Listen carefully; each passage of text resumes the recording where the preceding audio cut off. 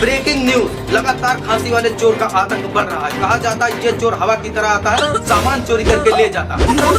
क्या पता जिस टीवी में आप न्यूज देख रहे हैं वो टीवी गायब करके ले जाए।